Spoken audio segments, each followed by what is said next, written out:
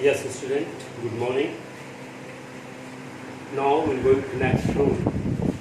So for as. जब भी हमारे हिंदी वाक्य में वाक्यांश आ जाए जहाँ तक इस बात का सवाल है, प्रेजेंट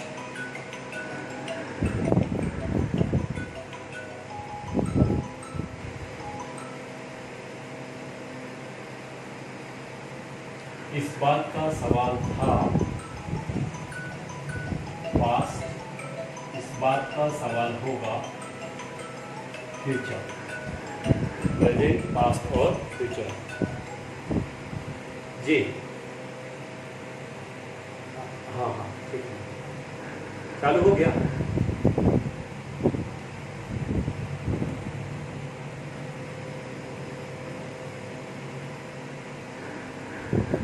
क्रमशः इसकी English so far as the question of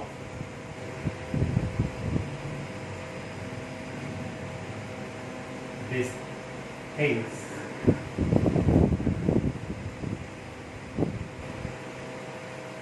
arises,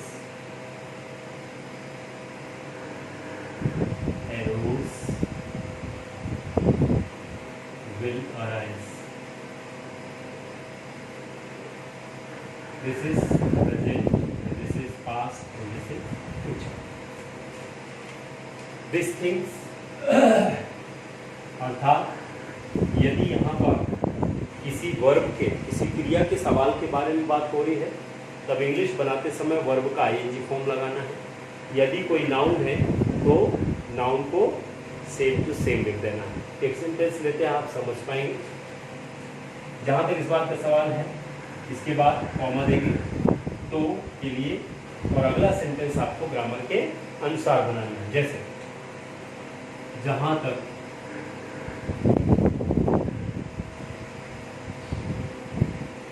पैसे कमाने का संबंध है, कमाने का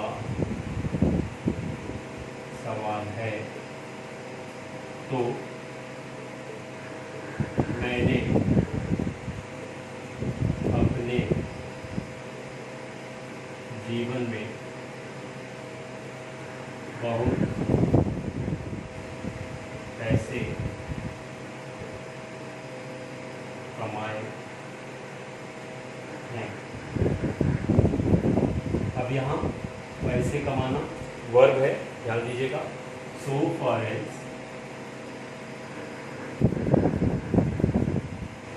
the question of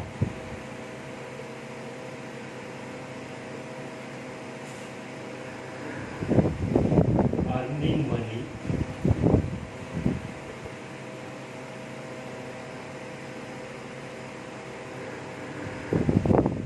arises, comma, तो मैंने अपने जीवन में बहुत पैसे कमाए हैं। प्रेजेंट का perfect, I have earned, I have earned a lot of money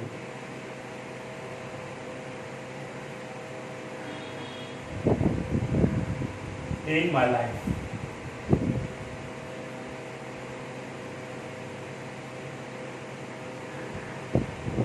ठीक है, वर्ब है तो वर्ब को आपको आईएनजी फॉर्म में लिखना है। यदि कोई नाउन है तो नाउन को डायरेक्ट लिखिए। यदि सवाल है तो अराइजेस, सवाल था तो अरोज, सवाल होगा तो विल अराइज का प्रयोग करना है। हाँ, इसमें भी एक कॉन्सेप्ट है, ये पहला वाला सेंटेंस भी फ्यूचर का हो, दूसरा वाला भी फ्यूचर होगा हो, तो पहले वाले को आपको प्रेजेंट अराइजेस में बनाना है, दूसरा वाला फ्यूचर बनेगा। यदि पहला वाला सेंटेंस पास्ट का हो, दूसरे वाले सेंटेंस में फ्यूचर की आइडेंटिफिकेशन आई हो, तब आपको पहला वाला सेंटेंस पास्ट में ही बनाना है, सेकंड वाला सेंटेंस जो आप फ्यूचर बनाओगे तो विल और शैल हेल्पिंग वर्ब की जगह आपको वुड का प्रयोग करके वाक्य बनाना है एज पर conditional sentence on the topic of would. इस तरीके से ऐसे वाक्यों का ट्रांसलेशन हमारे द्वारा किया जाएगा। अब इसी पैटर्न पे एक और है कॉन्सेप्ट जो मैं क्लियर करूंगा। सो फॉर एज के बाद एज फॉर एज,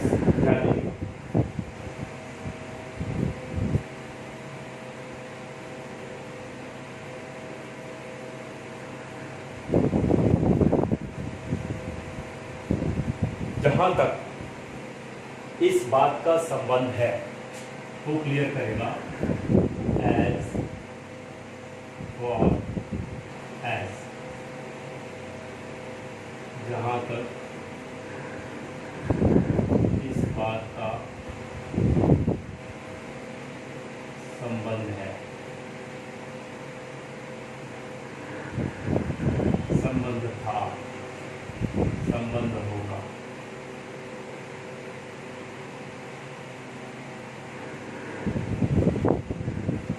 इंग्लिश में as far as the matter of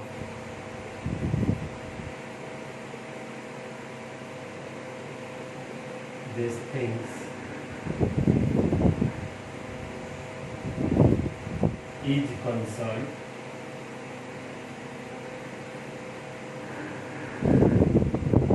was concerned,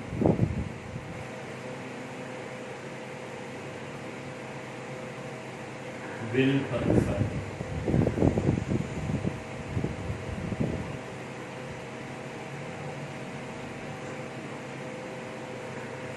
present संबंध है इज कंसर्न, पास्ट संबंध था was concerned और फ्यूचर संबंध होगा will be concerned। एक सेंटेंस लेते हैं। जहां तक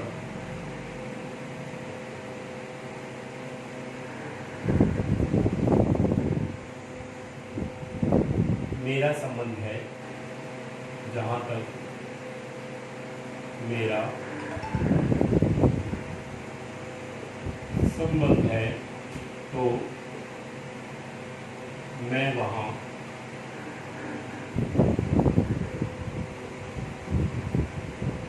कभी नहीं जाऊंगा।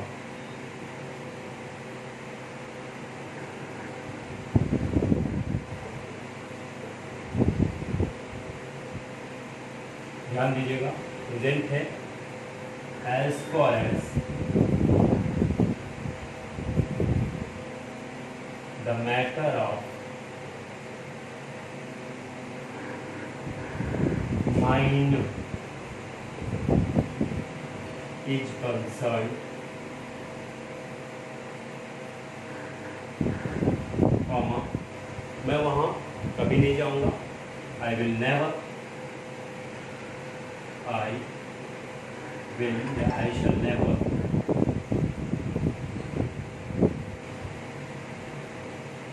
go there। यहाँ पर प्रेजेंट था, यहाँ पर फ्यूचर है, तो मैंने सेम सेंटेंस बना दिया। यदि यहाँ पर पास्ट होता, was concerned होता, तो यहाँ पर will shall की जगह मैं would का प्रयोग करता। दोनों यदि फ्यूचर के होते तो यहाँ पर प्रेजेंट इज concerned और इसको मैं फ्यूचर में डिक्लेयर करता। ये भी सेम पिछला कॉन्सेप्ट सो फॉर एज के जैसे ही है, एज फॉर एज। और इस प्रकार के वाक्यों को आप अच्छे से प्रैक्टिस कीजिए। कॉन्सेप्ट का ध्यान रखिए। प्रेजेंट में संबंध है जो इज कंसर्न क्लियर करेगा, पास्ट में संबंध था वाज कंसर्न क्लियर करेगा, फ्यूचर में संबंध होगा विल बी कंसर्न क्लियर करेगा। और इस प्रकार के वाक्यांश को इंग्लिश का रूप हमारे द्वारा दिया जा सकता है। आसानी से इंग्लिश के तीनों कॉन्सेप्ट में इसका प्रयोग अपन कर सकते हैं, reading skill, writing skill, speaking skill और लिसनिंग स्किल। इसके बाद अगले रूल की तरफ हम आगे बढ़ें तो अगला रूल हमारा है दो और ऑल्दो। ध्यान दीजिएगा, दो एंड ऑल्दो।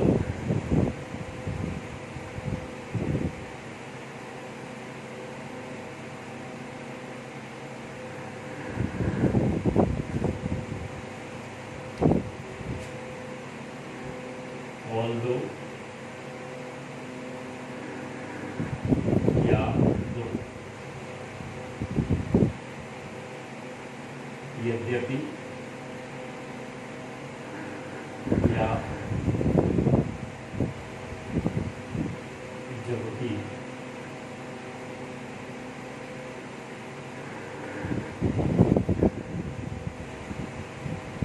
तथापि से जो सेंटेंस शुरू हो इसके लिए आपको दो या ऑल्दो का प्रयोग करना है। इसके बाद अगला सेंटेंस जो रहेगा वो ग्रामर के अनुसार बनेगा, किंतु, परंतु के लिए आपको यट का प्रयोग करना है। बाकी सेंटेंस आपका ग्रामर के अनुसार बनेगा। यद्यपि वह गरीब है, यद्यपि वह गरीब है, परंतु बहुत ईमानदार है, परंतु वह ईमानदार।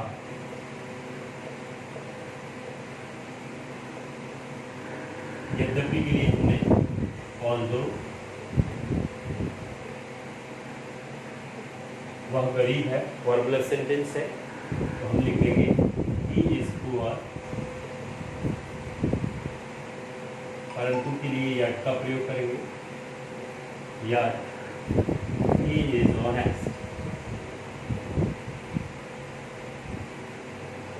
इस तरीके से वाक्य का निर्माण करेंगे। जब भी सेंटेंस में यद्यपि, जबकि, तथापि से सेंटेंस शुरू हो तब आपको उसके लिए दो या ऑल्दो का प्रयोग करना है। पहला सेंटेंस ग्रामर के अनुसार, परंतु, किंतु के लिए आपको यट का प्रयोग करना है। नेक्स्ट सेंटेंस आपका ग्रामर के अनुसार बनेगा। इस तरीके से इस रूल के भी सेंटेंस आपके द्वारा आसानी से निर्माण किए जा सकते हैं। और अब हम चलते हैं, अगला सेंटेंस है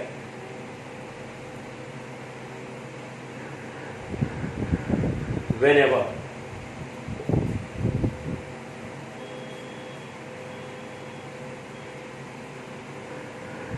व्हेनेवर बताता है जहां कहीं।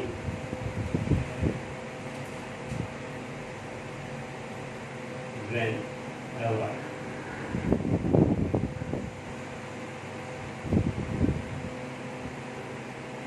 जहां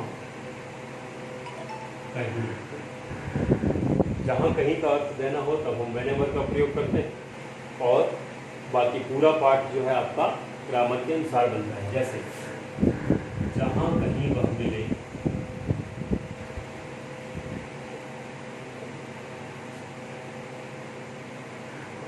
उसे पकड़ो।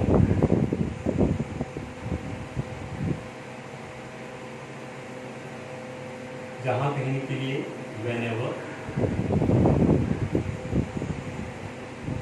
पास्ट का सिंपल है, ही में, कॉमा, इंपरेटिव सेंटेंस से वर्ब से शुरू होगा, कैच हिम। इस तरीके से सेंटेंस का निर्माण। जहां कहीं के अर्थ में सबसे पहले व्हेनेवर लगाना है, पहला सेंटेंस ग्रामर के अनुसार, कॉमा देने के बाद अगला सेंटेंस भी आप ग्रामर के अनुसार बना के इस तरीके से इस वाक्यांश को आप अपने सेंटेंस में स्पष्ट कर सकते हैं। इसके बाद आते हैं सो दैट, या इससे पहले अपन ले लेते हैं एज वेल एज।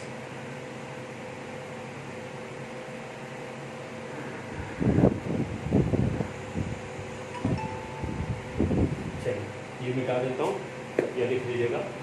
अगला रूल है हमारा एज वेल एज, और भी।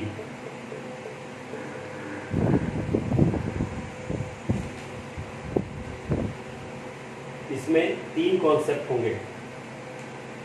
दो सब्जेक्ट हो सकते हैं, दो वर्ब हो सकते हैं, या दो ऑब्जेक्ट हो सकते हैं।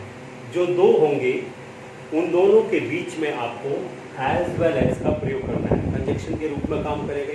एक उदाहरण देता हूं, जैसे वह अंग्रेजी सीखता है और बोलता भी है। ध्यान दीजिएगा, वह अंग्रेजी एक ही है, मतलब सब्जेक्ट ऑब्जेक्ट एक है, सीखना और बोलना वर्ब दो है। ध्यान दीजिएगा, ये सेंटेंस में लिखता हूँ, ही प्रेजेंट सिंपल का है, he learns as well as speaks English.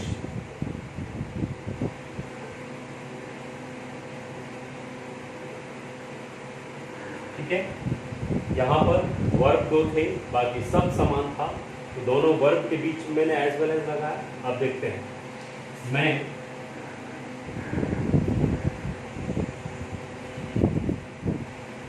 खाना खाता हूँ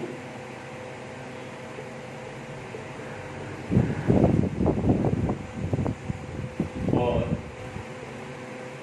वह भी।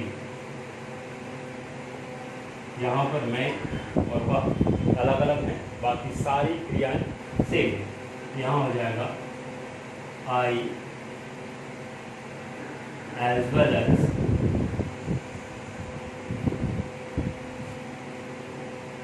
ही ईट फूड। मैं और वह खाना खाते हैं। ठीक है, अभी ऑब्जेक्ट लेते हैं।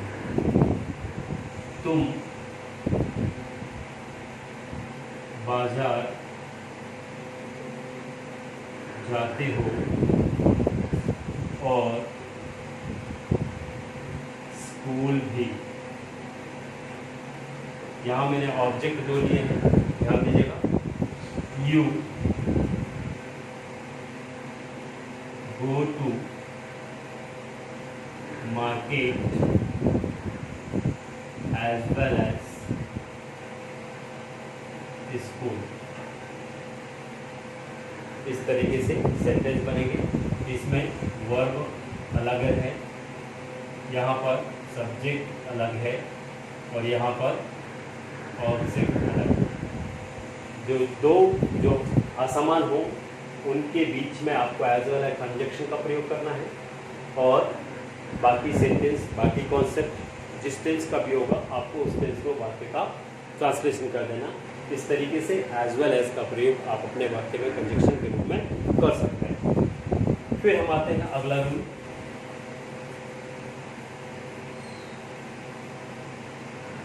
अगला रूल हमारा है हार्डली या स्कार्सली।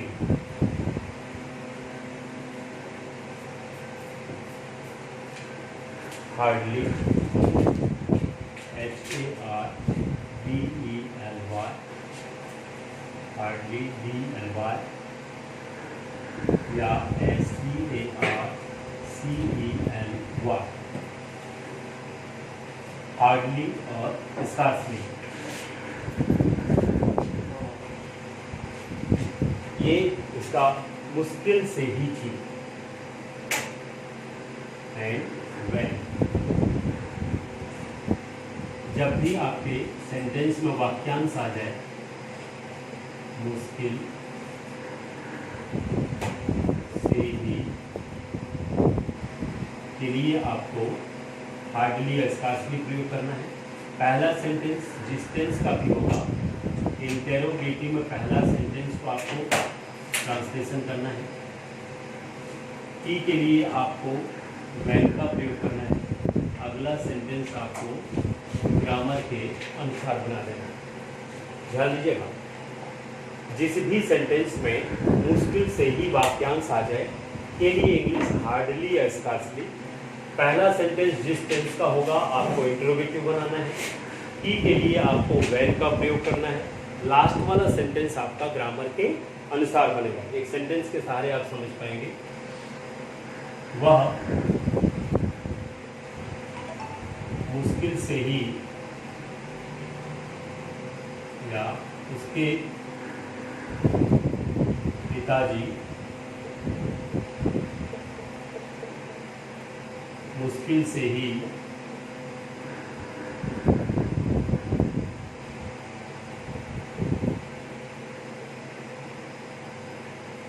मुश्किल से सोए ही थे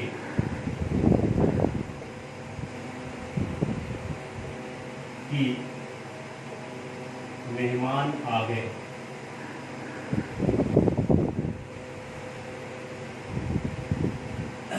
ध्यान दीजिएगा, यहाँ पर मुश्किल से ही के लिए अपने को सेंटेंस की शुरुआत हार्डली या स्कार्सली से करना। और पहला सेंटेंस था थी ये थे, पास्ट का परफेक्ट है, इंट्रोगेटिव बनाएंगे। यहाँ हो जाएगा hardly had his father slapped. Hardly had his father slept when मेहमान आ गए, पास्ट का सिंपल है। Guests came। इस तरीके से आप सेंटेंस बना सकते हैं। बहुत सारे सेंटेंस हैं। वह मुश्किल से ही अध्ययन करने बैठा था, बारिश होने लगी। रिक्शा चालक ने मुश्किल से ही दिन भर में 100 रुपये कमाए थे कि चोरों ने चुरा लिया। वह मुश्किल से ही कुआं खोदा था कि उसमें मिट्टी भर गया या उसमें पानी सूख गया, जो भी बोल सकते हैं। इस तरीके से मैक्सिमम सेंटेंसेस जिसमें भी मुश्किल से ही की का अर्थ देना हो, तब आप हार्डली और स्कार्सली कमांड का प्रयोग करके ऐसे वाक्यांश को इंग्लिश का रूप दे सकते हैं, इंग्लिश मूल को ट्रांसलेशन कर सकते हैं, इंग्लिश मूल वाक्यों का प्रयोग किया जा सकता है। इसके बाद हम देते हैं so that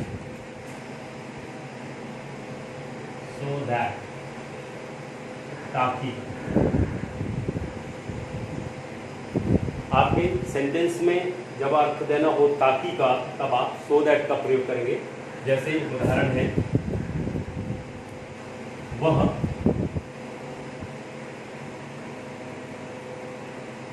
इतना, so that वह मेहनत करता है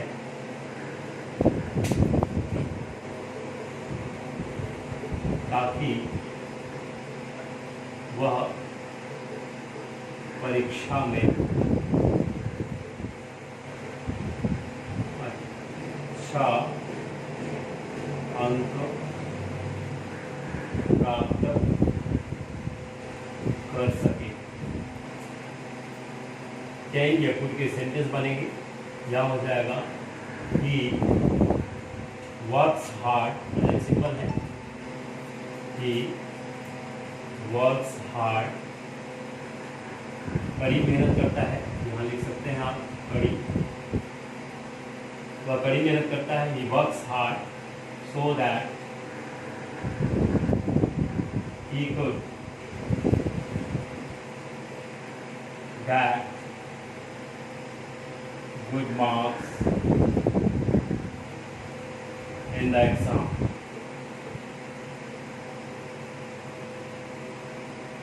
इस तरीके से दूसरा कॉन्सेप्ट आपका है so that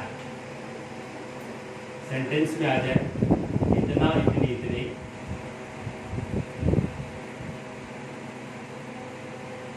कि तब आप इस कॉन्सेप्ट का प्रयोग करेंगे। मैं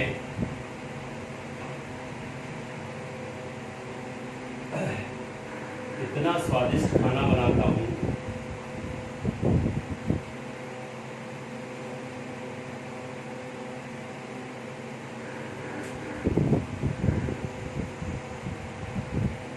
कि लोग तारीफ करने लगते हैं। लोग तारीफ करने लगे। I cook so delicious food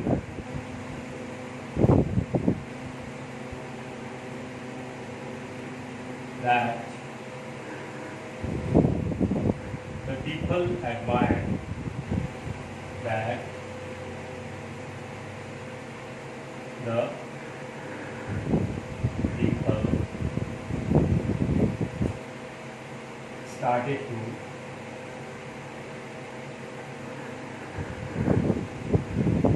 admire। इस तरीके से आप सेंटेंस का प्रयोग कर सकते हैं। इतना, इतनी, इतने और की का अर्थ, तो इतना, इतनी, इतने के अर्थ में हमने सो का प्रयोग किया। पहला सेंटेंस ग्रामर के अनुसार बनाया। की के अर्थ में कंजक्शन दैट का प्रयोग किया। लास्ट वाला सेंटेंस हमने ग्रामर का प्रयोग करके इस कॉन्सेप्ट को स्पष्ट कर दिया। इस तरीके से इम्पॉर्टेंट जो रूल्स हैं वो मैंने आपके सामने प्रेजेंट किया, और इसके बाद भी जो भी रूल्स हमारे छूट गए हैं समय आने पर एक और वीडियो के थ्रू जो शेष रूल हैं और अनइम्पॉर्टेंट है उनको भी हम क्लियर करेंगे।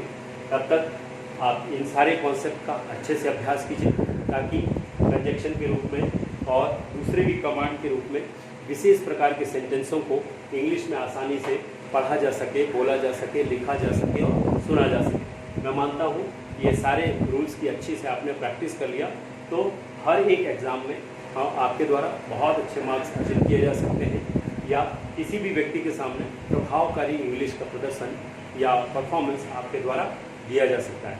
सो thank you very much, see you tomorrow next video और नेक्स्ट प्लान के साथ मैं फिर प्रेजेंट हूँगा। तब तक के लिए bye bye, see you tomorrow, thank you.